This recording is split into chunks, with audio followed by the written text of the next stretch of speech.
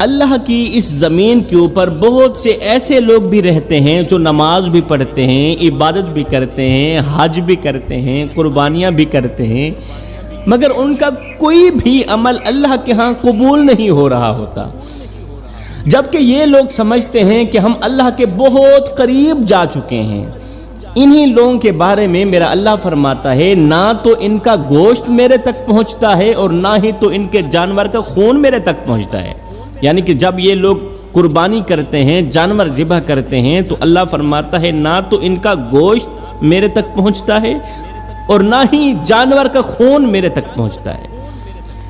میرے بھائیوں، یہ اللہ کے صرف الفاظ نہیں ہیں، یہ صرف فرمان نہیں ہے، یہ ایک ایسا فیصلہ ہے جو انسان کے غرور کو توڑ کے رکھ دیتا ہے، جو انسان کی میں کو کچل کے رکھ دیتا ہے۔ یہ وہ سچ ہے جو دل کے پردے چاک کر دیتا ہے۔ میرے بھائیوں، آج کا یہ بیان کوئی عام بیان نہیں ہے، یہ وہ آئینہ ہے جس میں چہرہ نہیں بلکہ نیت نظر آتی ہے، یہ وہ ترازو ہے جس میں عمل نہیں اخلاص تولا جاتا ہے۔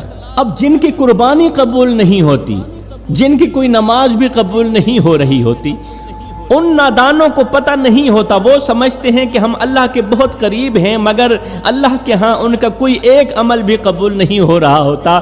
اس کی وجہ یہ ہے، یہ وہ لوگ ہوتے ہیں جو 5 گناہ بڑے شوق سے کرتے ہیں، اور انہی 5 گناہوں کی وجہ سے ان کا کوئی بھی عمل قبول نہیں ہوتا۔ آپ سوچ رہے ہوں گے کہ یہ کیسے ہو سکتا ہے کہ کسی ایک گناہ کی وجہ سے کسی کی بڑی سی بڑی عبادت ضائع کیسے ہو سکتی ہے؟ ایک گناہ کی وجہ سے ساری رات کی عبادت ضائع کیسے ہو سکتی ہے؟ یہاں پر میں تمہیں ایک مثال دیتا ہوں۔ آپ کے پاس پانی کا ایک گلاس ہو، اس کے اندر اگر ایک قطرہ زہر ڈال دیا جائے تو کیا وہ پانی پینے کے قابل رہے گا؟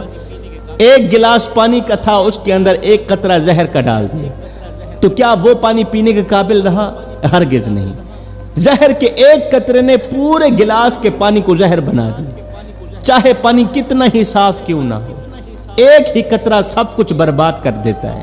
بالکل اسی طرح تمہاری نمازیں ہیں، اگر ان کے اندر 5 گناہ آ جائیں، تمہاری عبادتوں کے اندر، تمہاری نماز کے اندر، تمہاری قربانیوں کے اندر 5 گناہ آ جائیں تو یہ ایک ہی خرابی تمہاری ساری کی ساری عبادت کو ضائع کر سکتی ہے۔ اللہ تعالیٰ قرآن میں فرماتا ہے، یا ایھا الذین آمنوا لا تبطلوا صدقاتکم بالمن والعذی، یعنی اے ایمان والو، اپنے صدقے کو احسان جتا کر اور تکلیف دے کر ضائع نہ کرو، اپنے صدقے